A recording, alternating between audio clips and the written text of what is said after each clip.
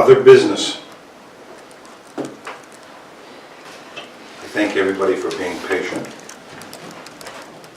Remember? Yes. That's somewhere on your list, isn't it? I have correspondence, right to know request Yeah. from our office. Yeah. Yes. Go ahead.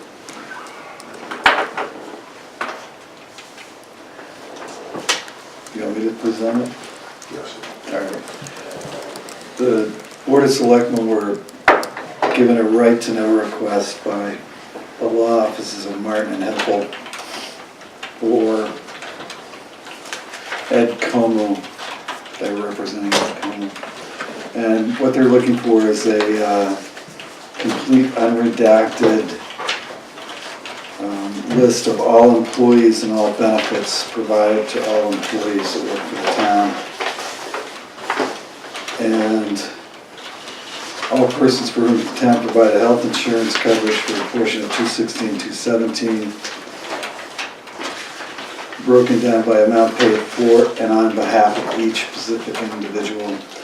All persons for the town paid, for whom the town paid healthcare costs or expenses during that any portion of 216, 217, broken down by the amount paid for or on behalf of each specific individual. And then the dental is the same.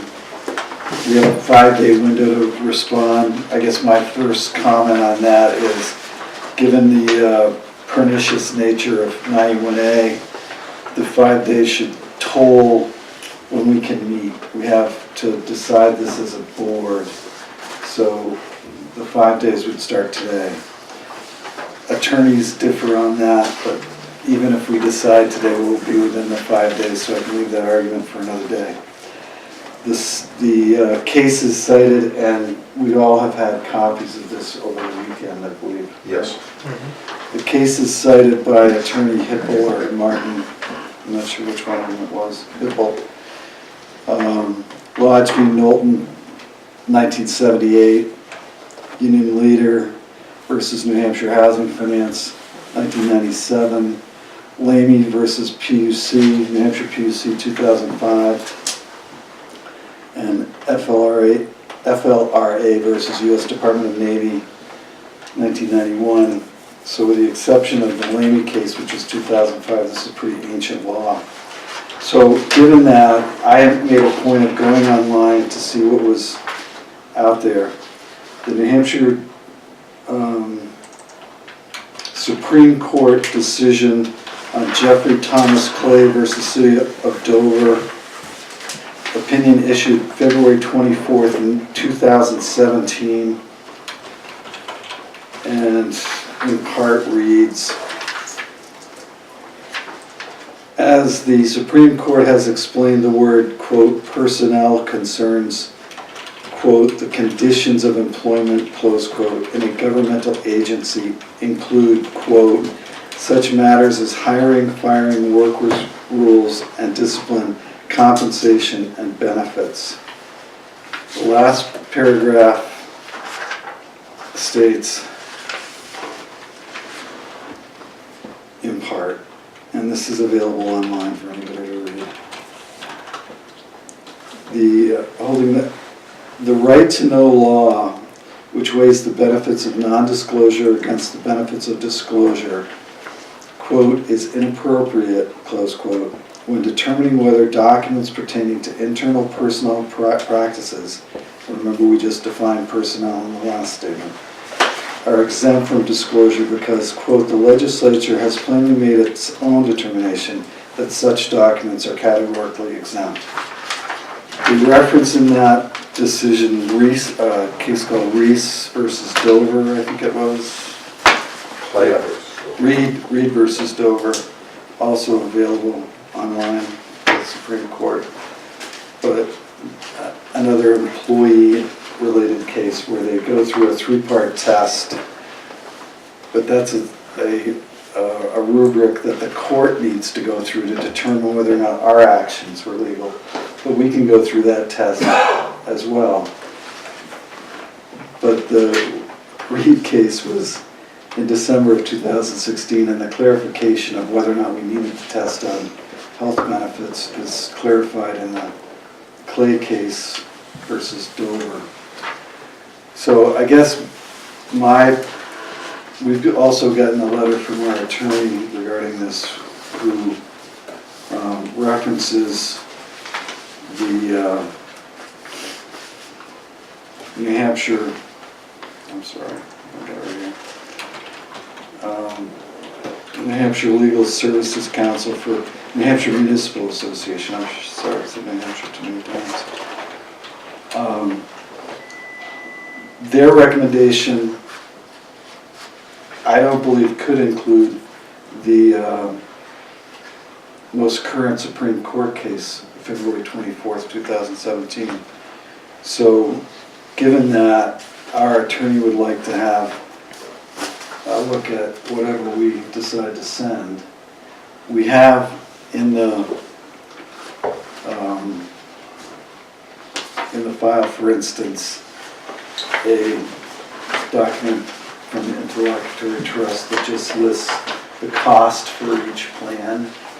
We also have summary sheets which list out the amount of the number of plans that we have, which is 14, and the amount that we pay on a monthly basis.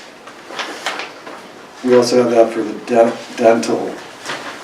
So I can't presume to know what Mr. Comeau's after, fundamentally, but our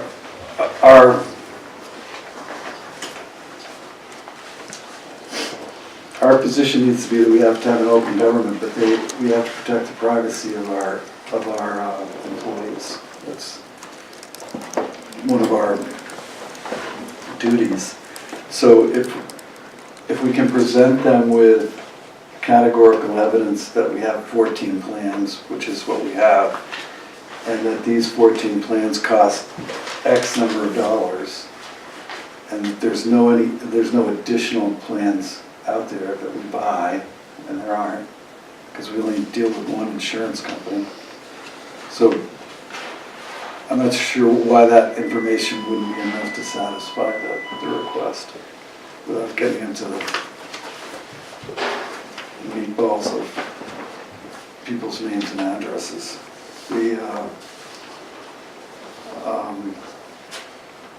The only other question I had, and I'm not aware of it, and certainly we'll go through it, but historically the town has allowed someone who's previously had health insurance with the town to continue to have the health insurance at their own expense. That's right. And I think it happened just after your last term is Carolyn negotiated with the company that instead of us paying the premium and then collecting the money, right, and it creating a balance sheet confusion, that company is just contacts those people directly. So, there's no income disbursement. Right. I mean, the problem the county got into is that they just didn't monitor the comings and goings of people that had previously been insured by the... With your experience at the county, does the county give out the name of the individual? I was never a party to what plan they have? Mr. Comeau's 91A's actions. My term back at the county was 2008 and 9 to 10. So prior to this. But no, I mean, it doesn't matter whether or not the county does it or not. It only matters what the court has decided we should do. I mean, we're a nation of laws, and the Supreme Court of the state of New Hampshire has said this is how we're going to operate. So I'm not certain that we can do it any other way. We certainly wouldn't be protecting the town's interests if we did it some other way, because at that point in time, now we had an action by an employee. Yes. Or inappropriate release. Now, prior to your election, there was contact by the budget committee with our chairman, and Stephen Buckley there came up with a list of things that gave the budget committee guidance. And I got a copy of everything that the budget committee went through this year, and they had all of the information you have. They have a list of employee number 1, family plan, dental, employee number 2, without putting the name in. It was explained to me that, why don't you do it by department? Well, we have a fellow here that's a one-man department, so if you don't use his name, what you say, and it was explained to me by more than one attorney that that's allowing people to find out who he is. If he wants to give that information out, he can, but we can't. Right, I mean, we can talk about payroll, we can talk about benefits. I mean, the benefit program is for all the town employees. Yes. Obviously, we made an election as a town sometime recently to increase the deductible, because there's also the benefit strategies money, which obviously the town's paying part of the deductible. So they increased the deductible to reduce the premium cost to save the town money, but to not impact the employee, the town assumed some of the costs for the deductibles. So, and that's all documented, and it's documented in a form that's just so many payments for so much money. Let me ask a question. First of all, would it be appropriate for Diane, who's heading up this, to send him a letter that we're trying to compile and determine what the information we can make available? Oh, no, I think we have to do that, and that's what we're here for today. Right. But I don't think there'll be any mistake as to our motives and our intentions, because we're being filmed, Yeah. so. I'm going to boil it down to the simplest thing. You work for the town of Tuftonboro. Do I have the right to know what you get for insurance benefits? And as I understand it, no, I don't have that right to that information. I have the right to the information of what it is for an employee and what is spent, but to link your name to it is not allowed. Is that correct? Right, you haven't, just because you've become a public employee doesn't mean you've given up your rights as an employee. They don't work under a different set of rules. So we can obviously give out the cost of the plans. It's on our budget what the health benefit costs are in total. And we can give out a summary of how many plans there are, and there are 14. And I mean, it's a simple matter of division to figure out what but there's no way, you can't be telling the world who's got a family plan, who's got psychiatric plans, who's got whatever. So, Well, there's a list of about 15 things that we can't give. Right. For example, we can't give out if you have a pistol permit or what you took out for our library books. So. I know, we had that problem last week with the pistol permit, but. Well, one of the interesting things about the Lamy decision is, and I happen to know a couple of people involved there, is that the person who sued wanted to know the name and address of all the people who wrote in and complained. And the court said, wait a minute, knowing the name and the address of everybody who complained doesn't, not knowing that information doesn't hurt your understanding of how the public utility company responds and works and budgets and whatnot. Right. And that goes back to the Reed case, there's the Green case, there's the Timberlane case, and the Supreme Court has said that. You know, there's a reasonableness here. Well, that's the three-part test that you go through in Yes. the Clay case, which is, does the public's need to know the information outweigh the person's right to privacy? And the courts figured that on a benefits basis. I mean, it's pretty clear language, so I don't think we're Bill, do you want to barking up a say anything? strange tree. I don't know, I have much more to add on that. I think in the past, as we've talked about releasing information, and we look at the AG's guidance, which is, I forget how many pages, but it's extensive. It makes clear that we as a governing body have a responsibility to ensure that information that's released is not protected information. It's not Right. private information of those individuals, because in general, information that's released on the right to know request ends up in very public places. So whatever's on that information, if it's up on the internet, it's there for anybody to see, which is fine, but we need to make sure that we're sensitive to and protecting the information that is protected. I guess along those lines, the lines being the current lawsuit that started before I got here, we need to come to some agreement about the cost of copies. I mean, there's a market rate for copying, and whether we call Staples or whoever it is and establish what the market rate is currently on that, I think just to arbitrarily pick a number, I think doesn't work for us. There's two Superior Court cases that have said it, that 50 cents is not unreasonable. Yeah, I'm sure that, but Kathleen McGuire's on the Superior Court, and she said that the court system isn't subject to the 91A rule. I find that not a reasonable reading of 91A. So there's disagreements. I don't think it's gone to this, but I put that aside.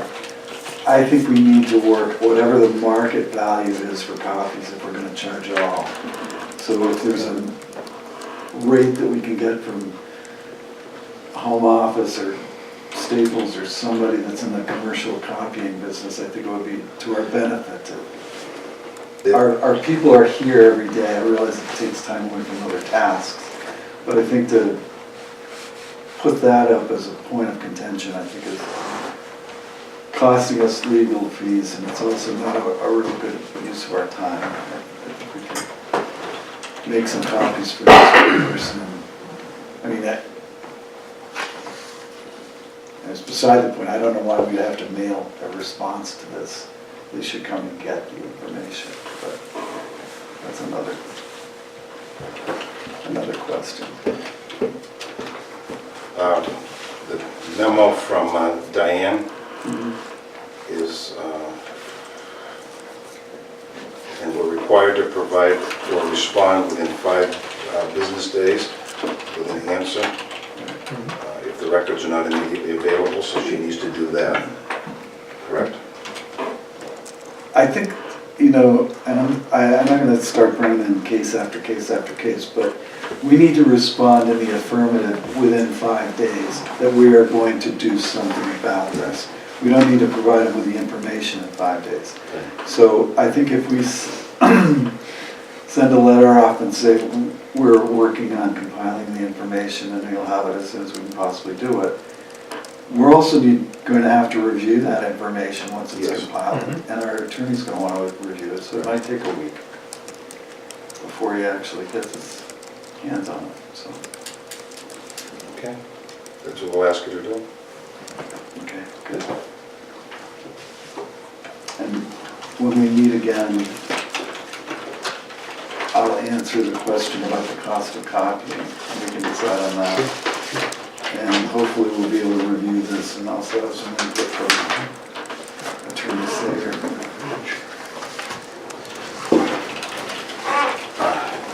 Are we ready for public input? Sure. Public input. Thank you for waiting.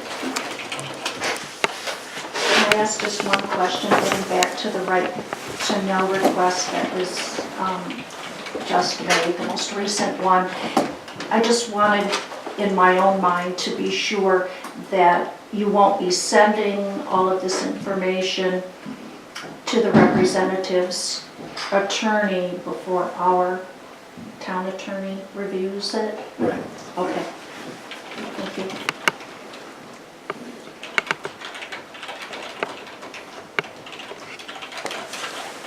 I'll say it, I'd just like to commend the selectmen for not playing under to a letter from an attorney with, a leading member of the Free State Movement stomping his feet and say, it's 911A, I wanna know.